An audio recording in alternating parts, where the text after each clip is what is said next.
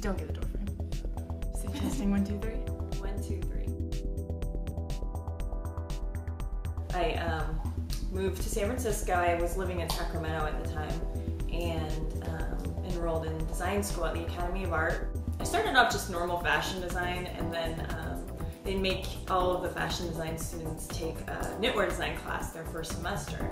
And I took that and I fell in love with it because it kind of appealed to my creative side and my technical side, because there's lots of math involved, lots of counting stitches. During the graduation fashion show, I met with one of the assistant designers of Diane von Furstenberg, and she invited me to intern with them in New York when I graduated. And so I went and did that for a few months. And I wasn't quite sure if I wanted to live in New York, because I love San Francisco. Like, I love it here. I've been living here, you know, for almost 8 years now, and I feel like the city is unequaled anywhere. I was gonna try and find a design job here, and there aren't a lot of companies that are really hiring fashion designers, especially not knitwear designers.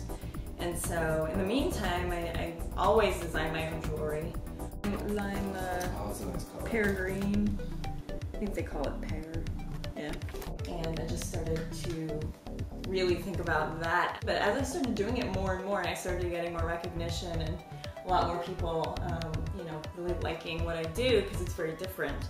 I started realizing that, you know, this might be, you know, what I'm meant to do. Because I mean, even before design school, even before med school, I was making my own jewelry. I've always been fascinated with the American Southwest and Native American jewelry making especially, and I take this bead weaving technique that a lot of people use very literally, and it's a very traditional technique, and I try and modernize it using either, you know, just fun colors or, you know, adding like spikes or, you know, something like that. I mean, oftentimes I wear a lot of like, you know, just plain t-shirts, and you know, a lot of my necklaces especially are kind of more statement pieces that just make it like pop.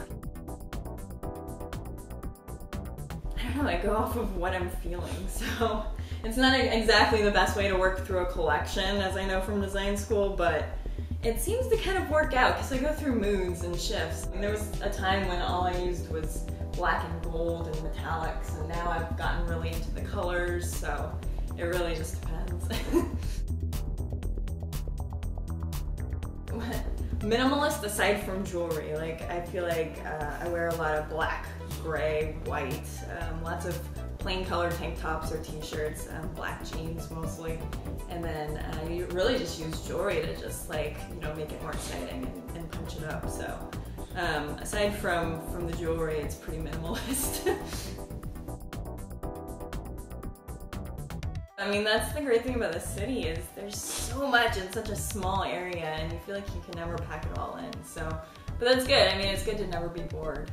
Yeah. And I never feel bored in the city ever. I got these